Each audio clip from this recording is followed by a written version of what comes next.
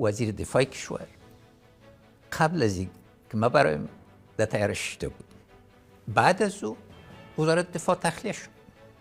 من 40 دقیقه منتظر بودم که برم با وزارت دفاع. بعد از تلفن وزیر دفاع افراد رفتن در وزارت دفاع که بشه پر نمیزن و در 4 اطراف معلومات دقیق آمد که طالبان مثل همیشه واره وعده را کرده بودن که داخل کابل نشن، سرش عمل نکرد. و در عین حال در 9 بجه صبح سفارت امریکا اسناد واضح موجود است که تخلیه خود شروع کرد و کاغذهای خود در دادن به میدان هوایی رفتن. و از همه مهمتر هزارها نفر از قوای امنیتی ما را، خاصتا از قوای سفردار که از امنیت ملی بودن و از بهترین قطعات افغانستان بودن، اینا را تخلیه کردن. اگه اینا تصمیم داشتن که جمهوریت حمایت کنن، چرا یک قوا را تخلیه کردن؟ و با کدام دلیل هر کسی را که همراهشان کار کرده بود، از آشپز گرفته تا جنرالا، ویزا داد؟ ما آخرین نفری بودم که برآمدم. وزیر دفاع امریکا آقای آستن، جنرال سابق متقاعد، به ما گفتن که 3000 عسکر امریکایی به میدان هوایی میایه، اما اینا بر دفاع کابل نیست. و بازم تکرار کرد و بار بار آقای بلینکن گفت که طالبان حاضر با مذاکره با خودت نیست. در روز 5 شنبه پول ما سر ما بسته شد.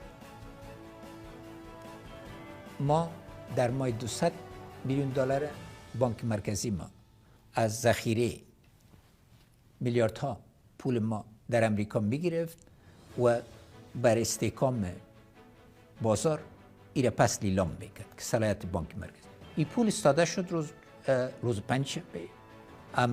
من همراه آقای بلینکن چند صحبت داشت. در این بخش که گفته میشه، گفته که تعذیر سرتان نامده، ما تشویش داریم از آمدن طالبان، مقدار کم میکنیم اما پول برتان روان میکنیم. اگر پول روان نکنیم، مقدار کم میکنیم که به دست طالبان نره. به دست طالبان نره. دیگه اینا واضح به نتیجه رسیده بودن از این خاطر. دوم، بار بار سر از این صحبت کردیم که اگر لوی جرگه دایر شد، که اگر انتقال قدرت صورت میگیره، لوی جرگه به صورت اساسی باید یک مکانیزم داره، چون خارج از او رای دیگه وجود نداره. گفت مورد قبول طالبان نیستی.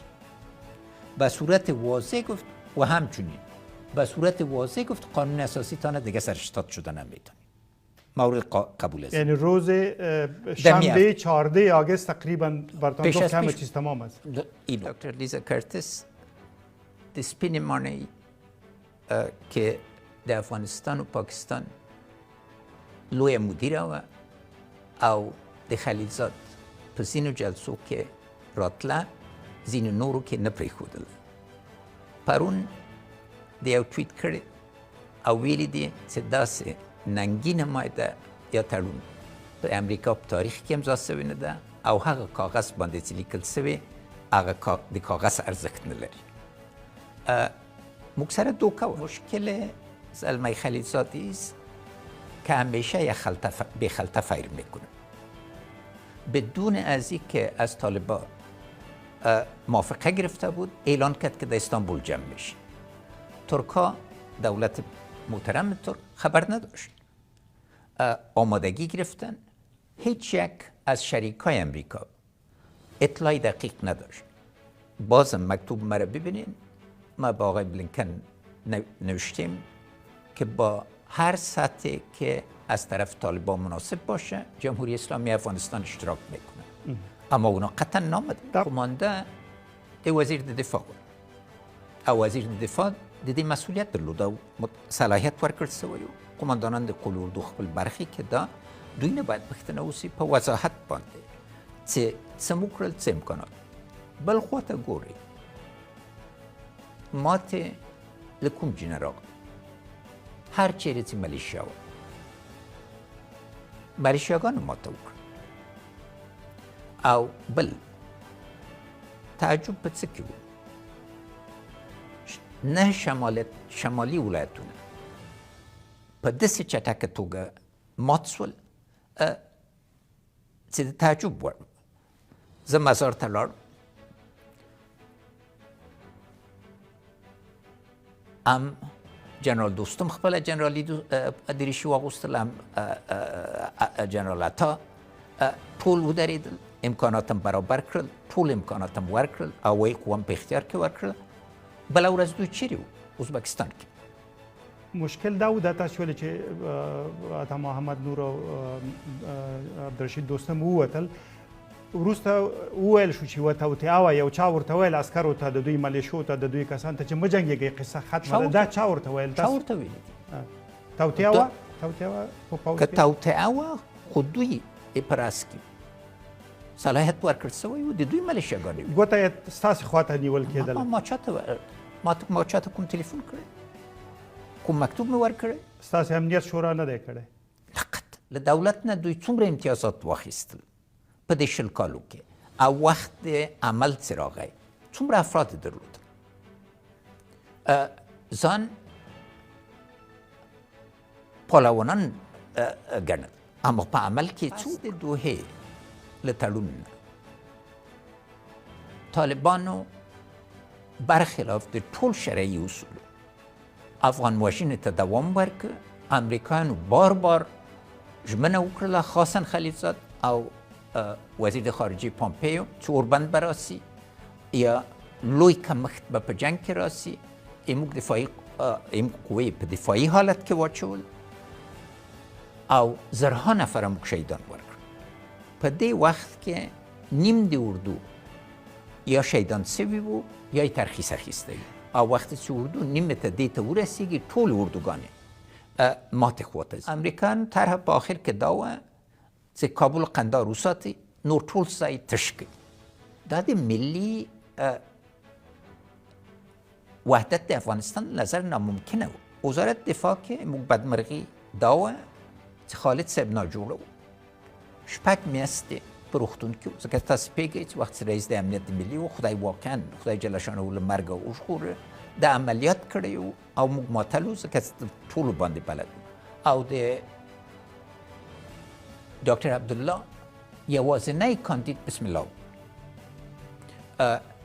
ځکه د راغی او وایي زه باید پنجشیر خوښ وساتم.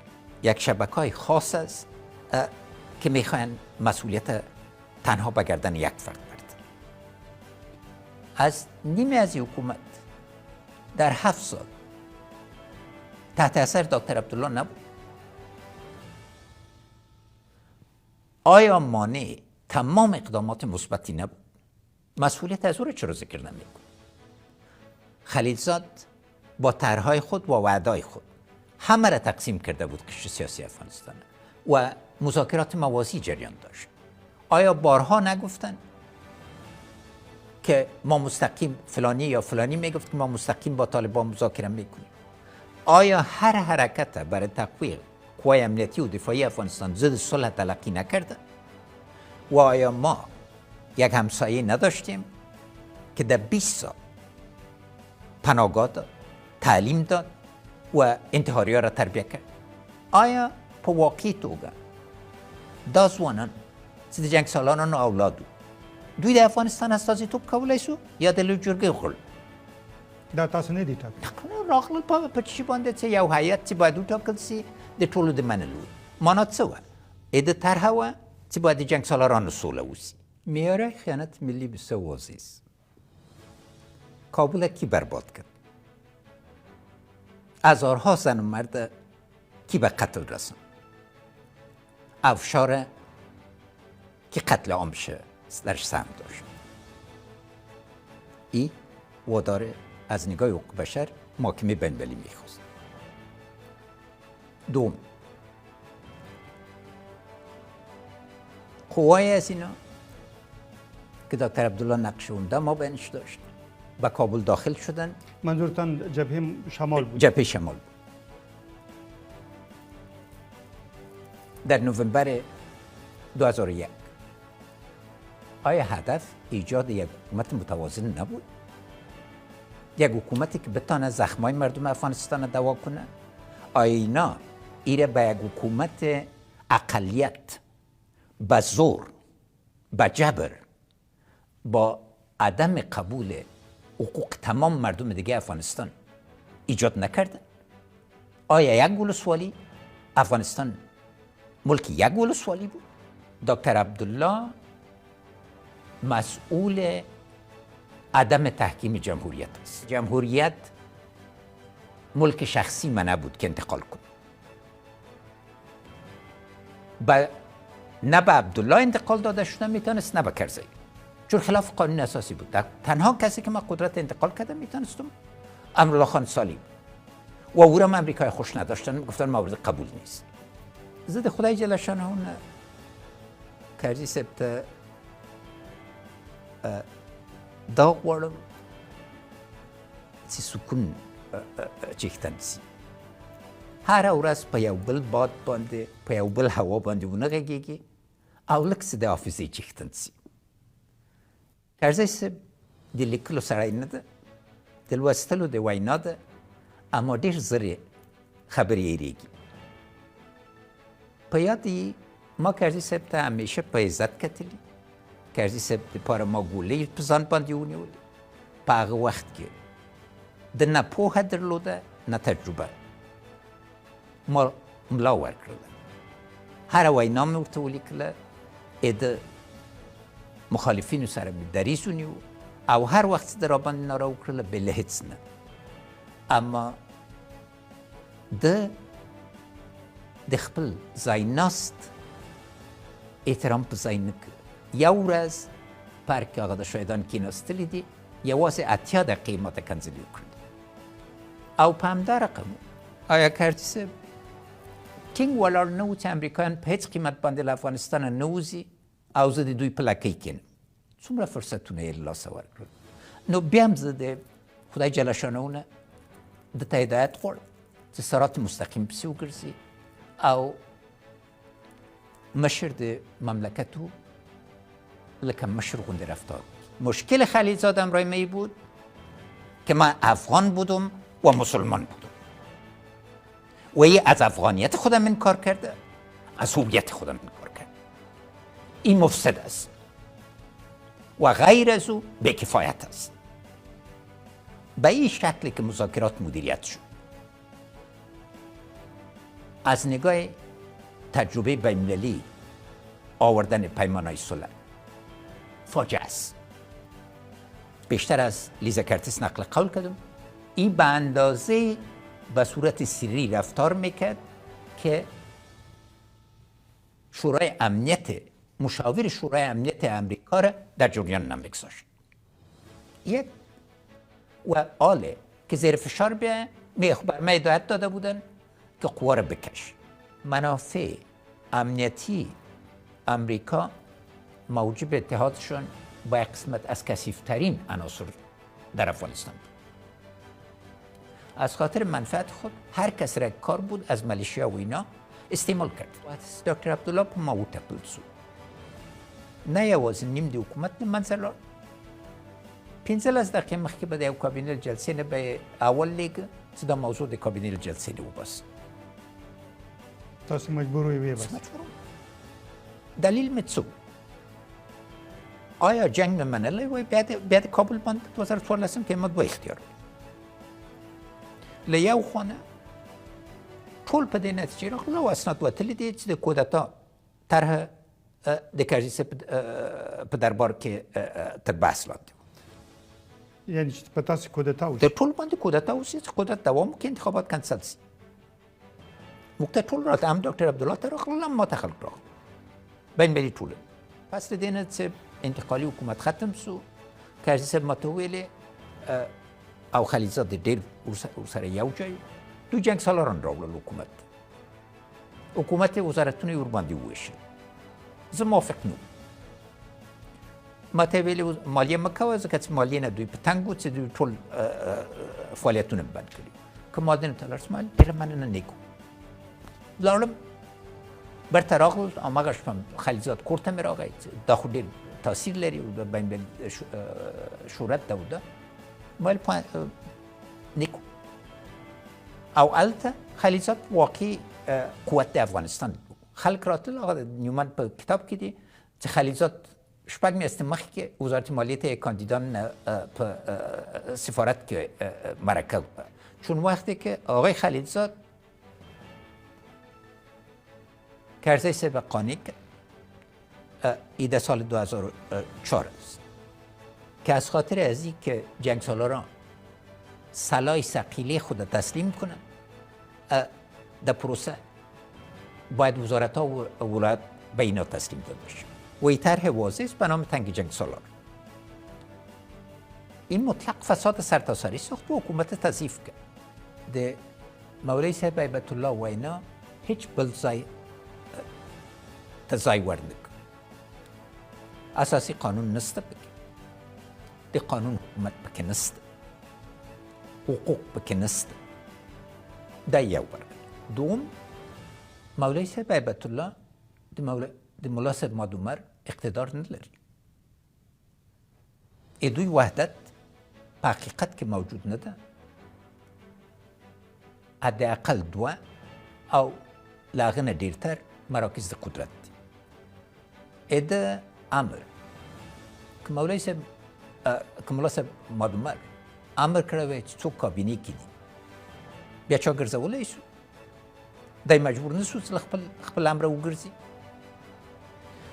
ځکه کابل او فیزیکي له نظر دا خپله د اوسېدل په قندار کې، د ادارې اوسېدل په کابل کې، او په طریق چې دوی هر شی سرکوبه‌ای مقاومتونه ایجاد. مبارزه مسلحانه علیه طالبا از این استقبال میکنین، دفاع میکنین یا خیر؟ من نه دفاع میکنم نه تقبیح میکنم. من سر مردم صدا میکنم که از چیزی که اگر جهتی که روان هستند دا لاره نده، دا لاره مزار ته نده، او له پاکستان نه ځان د بیل کړي، له القاعده نه د ځان بیل کړي. کوي طالبان دوام کوي که له منځه به ځي؟ که پاتې سي اوله برخه به ډېر په سختیانې را پاتې سي، که لاړم سي او بدیل نه وي بیا هم سختیانې ایجاد. سکرو ته ګورئ، موږ بهترین سکاره دي. 15 چنده د اسلام آباد د سکرو د پنجاب له سکرو نه بهتر دي. ځکه اسلام آباد ته ځکه اشاره کوم چې دوی فابریکه هلته ده. څرنګه قرارداد سو په کومه داوطلبي سوې ده، او اوس غواړي پاکستان کې د پاکستان د حکومت اعلامیه غواړي دا دوامداره سي. روپۍ، پاکستاني روپۍ په ځمکه لویږي. اوس له افغانستان له خوا دوی واردات کیږي. بل دوی د آیسای رئیس څه کار و چې دوی منځ کې روغه وکړي. پاکستان سره افغانستان باید یو سولې ته ورسیږي. دا یې هدف و، خو له بدمرغۍ نه ونسو. پاکستان کابل کې اوس نفوذ لري که نه؟ معلومدار نفوذ لري. ټینګ نفوذ لري. آیا دا چارواک، آیا څوک چې ادعا لري حکومت تودې ته تمام ورځ پاکستان سفارت پسې نه ګرځي؟ ټاکنې د هغه ځای نه کېږي. دا چې کېږي یا نه کېږي، اما دوی خو فکر کوي چې ټاکنې کېږي. خلیلزاد ما ته مشاور د امنیت ملي، آخر مشاور د امنیت ملي د ولسمشر ټرمپ وویلې، اوبراین نومېږي، سفیر صاحب اوبراین، چې خلیلزاد ورته ویلي و چې خلیلزاد طالبان قانع کړي دي چې امریکایي قوه به په افغانستان کې پاتې سي. دا په بل خیال کې په بلې دنیا کې و. دا رسمي خبره ده چې خلیلزاد هغه ته ویلي و چې طالبانو منلي چې امریکایان به امریکایان به پاتې سي، ځکه چې ټرمپ غوښتل چې یو مقدار قوه وساتي. دا په دې خیال و چې انتقالي حکومت طرح دا وه چې دوی به راسي دواړه به له امریکا نه غوښتنه وکړي. طالبان دا نه مني. خلیلزاد دا نه دي سنجولی.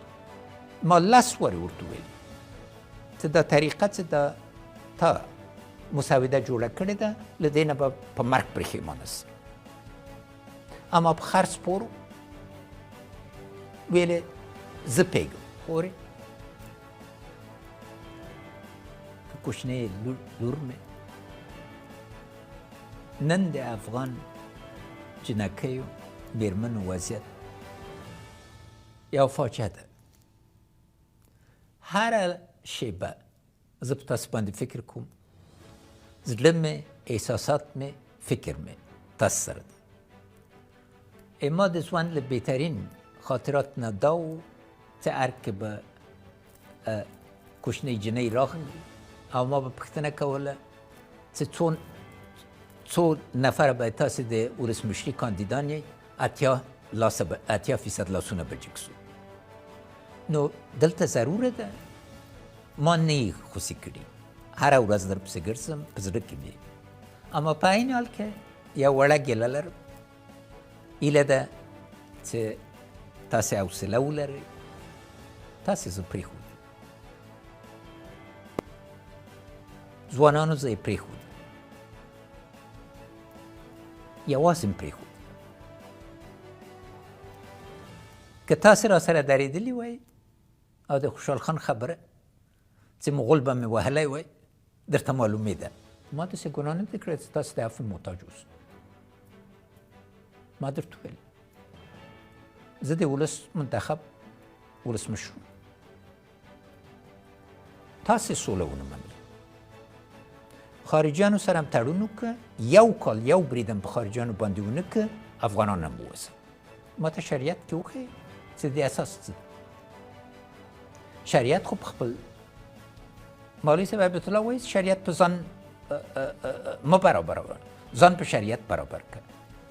په کومې فتوا باندې که تاسې پاکستاني مدارسو نه فتوا اخلي هغه بله خبره ده، اما فتوا خو په قانون کې په شریعت کې، شریعت خو پرون نه وه ایجاده سوی، ځوانمرګیان په کال کې $1 میلیارد نقصان رسو. عفو معنا څه ده؟ ټول باید له ملت نه، له ولس نه عفو وغواړو چې ټولو کمزوري وه. اوس که تاسې ولس ومنئ، د ولس رایې ومنئ، بیا لاره برابریږي. اما دا چې راسي زه تاسو ته سر ټیټ کړم په 100 کالو کې زه جوړولو ته پیدا سوی یم، نه جنګ ته. اما هیله دا وه چې هره درې د افغانستان کې اما د جوړولو میخانې نه د تورې او د توپک.